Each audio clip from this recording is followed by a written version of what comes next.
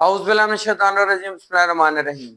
Dear students, I hope you are all well about your health and iman. I am Professor Dr. Mirza Mohammad Akmal Nadeem, your computer teacher. Dear students, cyber student for byte के platform से हम लोग intermediate part 1 का जो addition 2025 new PTP की तरफ से आया, हम उसको डिस्कस कर रहे हैं कंप्यूटर साइंस के हवाले से, जिसका यूनिट नंबर 5 जो कि हमारा डाटा एनालिटिक्स के हवाले से हम उसको डिस्कस कर रहे हैं।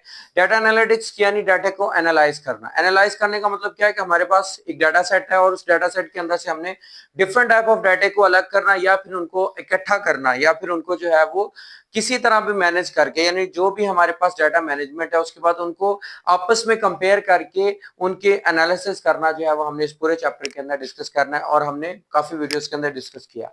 आज का हमारा टॉपिक है के मींस क्लस्टरिंग के हवाले से। लास्ट वीडियो के अंदर बेटा हमने क्लस्टरिंग पढ़ी। क्लस्टरिंग क्या होती है कि डाटे को जो है वो हमने बेसिकली ग्रुप्स के अंदर डिवाइड करना, ठीक है। तो इसके अंदर मेजर जो हमने जो इसकी टाइप्स पढ़ी थी, जिसके अंदर जो हमारे पास पार्टीशन टाइप थी, पार्टीशन टाइप के अंदर जो है वो के मींस और के मेडॉइड जो है वो दो मेथड ऐसे थे जिसके अंदर हम एल्गोरिथम्स जो है वो जो क्लस्टरिंग है वो एक अच्छे वे से जो हम लोग कर सकते हैं।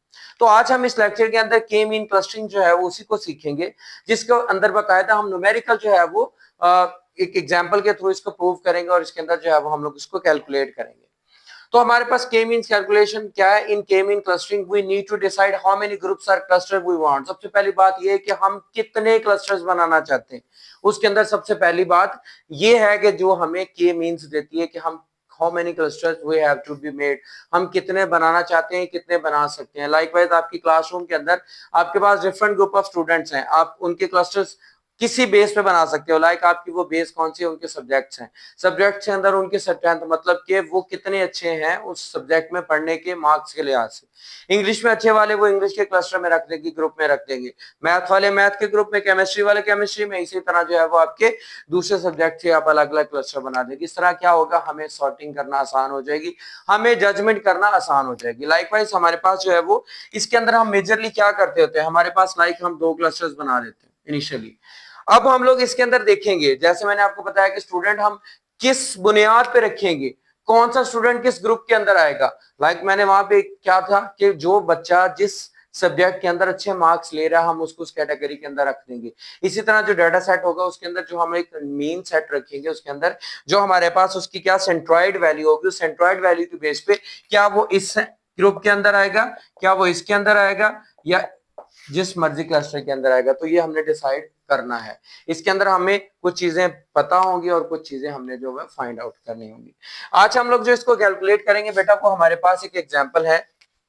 जिस तरह मैंने लास्ट वीडियो के अंदर बताया था कि हम लोग जो है वो कस्टमर्स की बुनियाद पे जो हम ऑनलाइन शॉपिंग करते हैं उनके हिसाब से जो है वो कैलकुलेशन करते हैं। वो कैलकुलेशन क्या है कि हम लोग जो है वो एज के हिसाब से और वो कितने अमाउंट की कैलकुलेशन करते हैं, हम उनको ग्रुप्स में डिवाइड करते हैं, ठीक है। लाइकवाइज हमारे पास जो है वो C1 C2 C3 C4 C5 और C6 मैंने 6 क्लासेस बनाई हैं। उन क्लासेस के अंदर जो है वो यानी फर्स्ट क्लास की 20 एज जो है और उसके अंदर 500 अमाउंट की वो परचेजिंग करते हैं या सेलिंग करते हैं। C2 हमारे पास उसके अंदर 40 एज के हैं, दैट इज 1000। C3 वाले 30 एज के हैं, उसके बाद हमारे पास 800 एंड सो ऑन। इसी तरह मैंने ग्रुप्स को अरेंज कर दिया, ठीक है। तो इसके अंदर सबसे पहले इनिशियली हमें क्या करना पड़ेगा, हम एक करेंगे कि हम इसके अंदर जो है वो ग्रुप जो है या क्लस्टर जो है वो अपने पास से दो ऐसे जो है वो फिक्स कर लेंगे। जिस तरह हम लोग जो है वो अगर प्रोग्रामिंग की बात करें तो उसके अंदर हम लोग क्या करते होते हैं कि हम लोग एक जो वैल्यू है वो हम लोग डिसाइड कर लेते होते हैं प्री डिफाइंडली। तो ये यहाँ पे जो है वो हम लोग क्या करते हैं कि हमारे पास दो ग्रुप्स हैं। हमारे पास ए क्लस्टर जो है वो क्या है, उसके अंदर वो हमारे पास है ये वाला, इसको मैं नाम दे देता हूं K1 का, और ये हमारे पास है K2 का, ठीक है। ये क्लस्टर हमारा है दैट इज K1 और ये हमारे पास है K2 का क्लस्टर। अब हमने कैलकुलेट क्या करना है, हम क्या करते हैं कि कोई सी दो क्लासेस जो हैं उनको हम लोग जो है वो इनके अंदर जो है वो फिक्स कर लेते हैं पहले, यानी वो हमारी फिक्स्ड होंगी और उन फिक्स्ड की बुनियाद पे हम लोग क्या करेंगे, यानी वो हमारी ऑब्जर्व्ड वैल्यूज होंगी, उन ऑब्जर्व्ड की बुनियाद पे हम लोग जो चीज हम ढूंढना चाहते हैं वो हम लोग ढूंढ लेंगे, यानी नेक्स्ट वैल्यूज कि किस क्लस्टर के अंदर कौन सी फिट होगी।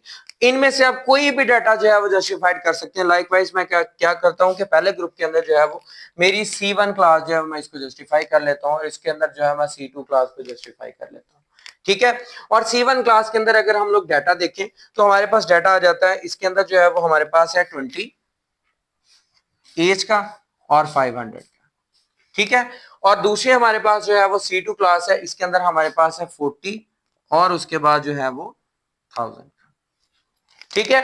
अब ये दो क्लासेस तो फिक्स है, यानी हमें पहले से पता है। अब हम कैलकुलेट क्या करना चाह रहे हैं, थर्ड क्लास C3 क्लास को कैलकुलेट करना चाहते हैं। सिंपल, बिल्कुल सिंपल सा फार्मूला है इसका कि हमने क्या करना है, इसका सेंटर्ड जो है वो सेंटर्ड वैल्यू के थ्रू इसका हमने डिस्टेंस फाइंड कर लेना है। उस डिस्टेंस के थ्रू जो करीब तरीन जिस क्लस्टर के आएगा हम उस क्लस्टर के अंदर उसको फिट कर दें, ठीक हो गया। लाइकवाइज हम लोग जो है वो क्लास 3 को डिस्कस करते हैं, ये हमारी C3 जो है वो इसको डिस्कस करते हैं। तो इसके लिए जो है वो हमारे पास सिंपल जो है वो इंक्लाइन डिस्टेंस फार्मूला हमारे पास क्या है, दैट इज इक्वल टू, हमारे पास डिस्टेंस किसके इक्वल होता है, x2 माइनस x1 इसका स्क्वायर प्लस y2 माइनस y1 इसका square whole are in under root. ये हमारे पास आपने कैलेडियन जो है वो डिस्टेंस फार्मूला ऑलरेडी पढ़ा हुआ है, जिसके अंदर हमारे पास जो है वो क्या होता है, ये वाली जो वैल्यूज हैं, ये वाली वैल्यू हमारे पास सी x2 जो है वो हमारे पास क्या होती है, दैट इज ऑब्जर्व्ड, यानी कि जिस वैल्यू को हमने क्या करना है, ढूंढना है, लाइकवाइज जिसको हमने ऑब्जर्व करना है। और x1 हमारे पास कौन सी वैल्यू है, जो दूसरी वैल्यू है जिसको हम सेंटर्ड वैल्यूज, सेंट्रॉइड वैल्यूज कह सकते हैं। इसी तरह y2 के अंदर जो है ये ऑब्जर्व्ड है y2 जो हमारी, और उसके बाद जो हमारी y1 है वो हमारी सेंट्रॉइड है, ठीक हो गया। अब हम क्या करेंगे, इनको कैलकुलेट करेंगे दोनों क्लासेस के लिहाज से। पहले हम इस क्लस्टर की बात कर लेते हैं। इस क्लस्टर के अंदर ये वाली जो दोनों वैल्यूज है, लाइक ये हमारे पास x2 है, ये हमारे पास जो है वो x1 है, एंड ये हमारे पास x1 है और ये हमारे पास y1 है, ये हमारे पास x2 है एंड देन y2 हमारे पास।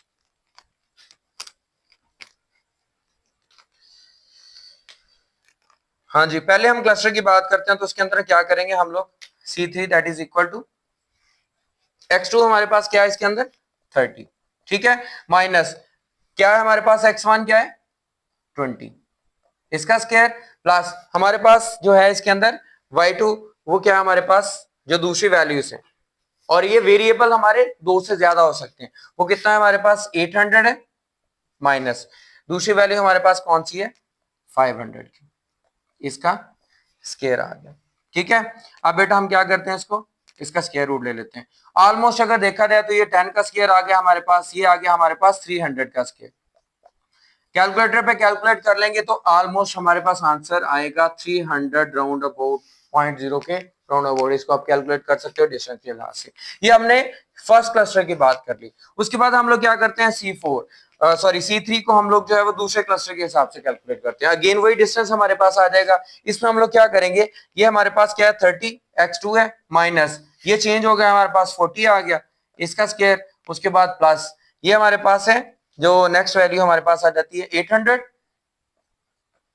माइनस 1000 आ गया, इसका स्क्वायर, ठीक हो गया। जब हम इसको कैलकुलेट करेंगे लाइक -10 का स्क्वायर है और ये हमारे पास 200 का स्क्वायर राउंड अबाउट, तो ये भी अगर हम कैलकुलेट करेंगे, आप अगर कैलकुलेट करना चाहते हैं तो 200 राउंड अबाउट जो है वो इसके वैल्यू आती है, आप कैलकुलेटर पे कैलकुलेट करना चाहते हैं।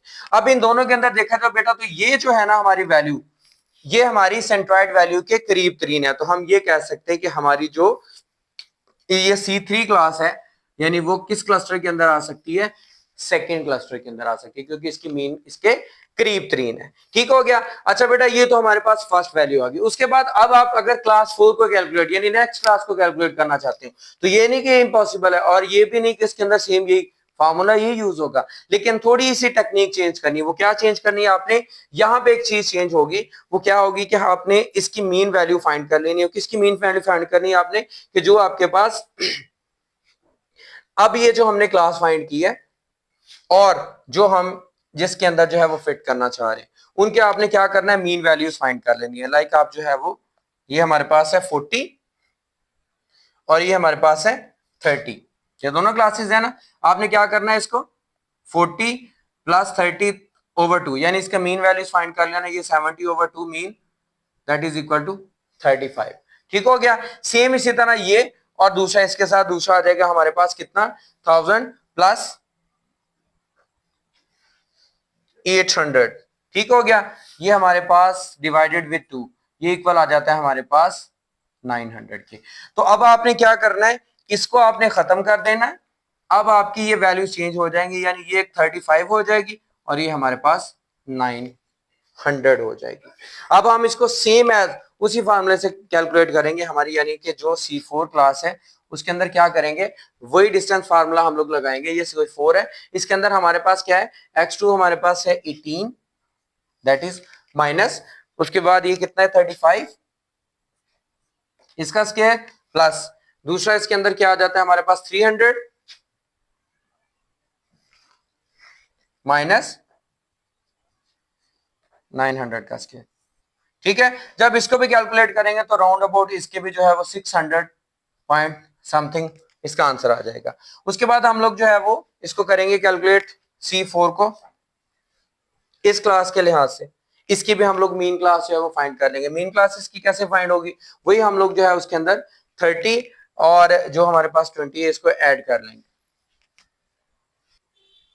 हाँ जी, C4 जो हमारा एक तो इसके अंदर आ गया, उसके बाद जो है हम लोग क्या करेंगे इस क्लास का, क्योंकि इसमें तो कोई नई चीज ऐड ही नहीं हुई, जिसके अंदर ऐड होगी हमने उसके अंदर क्या करना है, उसका हमने फाइंड करना है सेंट्रॉइड, या फिर कह सकते हैं कि उसके हमने जो मीन वैल्यू फाइंड करके हमने उसको चेंज करना है। इसके अंदर क्या होगा, जस्ट ओनली ये वैल्यूज हमारी यूज होंगी, यानी कि हमारे पास क्या है ये 18 माइनस 20, ठीक है, और प्लस हमारे पास जो आ जाएगा वो आ जाएगा हमारे पास 300 माइनस 500, इसका स्क्वायर अंडर रूट, और इसको कैलकुलेट करेंगे तो राउंड अबाउट इसका जो आंसर आएगा 300 200 राउंड अबाउट 200 के करीब 3 आएगा। तो इसका मतलब है कि ये हमारी क्लास इसके करीब 3 आ जाती है, तो ये हमारी C4 क्लास इसमें एडजस्ट हो जाएगी। सेम एज इस तरह next class C5 C6 C7 हम सब कैलकुलेट करना पड़ेगा, लेकिन क्या करेंगे हमने फिर नेक्स्ट इसी को जो है वो हमने अपडेट कर देना है कि क्या करना है, हमने नेक्स्ट वैल्यू के साथ C4 के साथ फिर से इसका जो है जिस तरह हमने यहाँ पे सेंट्रॉइड वर्जन लिया था इसी तरह हम लोग सेंट्रॉइड वर्जन लेंगे, इसको भी एक्सचेंज कर देंगे एंड देन फिर दोनों को कंपेयर कर देंगे, इस तरह हमारी नेक्स्ट क्लास किसमें फिट होती है उसमें फिट हो जाएगी। ठीक है, तो बेटा उम्मीद करता हूं कि आपको जो है वो के मींस कैलकुलेशन अच्छी तरह से समझ आ चुकी होगी, किस तरह क्लासेस के अंदर हमने इनको फिट करना अच्छी तरह से समझ आ चुका होगा। फिर भी कोई कंफ्यूजन हो तो लाजमी तौर पे फीडबैक दीजिएगा और इन वैल्यूज को चेंज करके लाजमी तौर पे आप लोग जो है वो इसको अच्छी तरह से प्रैक्टिस कीजिएगा। इंशाल्लाह कमेंट बॉक्स में मुझे जो भी कंफ्यूजन हो बताइएगा, मैं आपको उसका सोल्यूशन बताऊंगा। अपने दोस्तों के साथ भी चैनल को शेयर करें और खुद भी इस चैनल को लाजमी तौर पे सब्सक्राइब करें और लाजमी तौर पे जो है वो दूसरों को भी इसकी तलकीन करें। जितना नॉलेज आप यहाँ से हासिल करोगे दूसरों तक इस नॉलेज को पहुंचाओगे, अल्लाह ताला इतना ही आपके लिए में इजाफा फरमाएगा। इंशाल्लाह मिलते हैं नेक्स्ट वीडियो के अंदर, अपना बहुत ज्यादा ख्याल रखिएगा। जज़ाकल्लाह।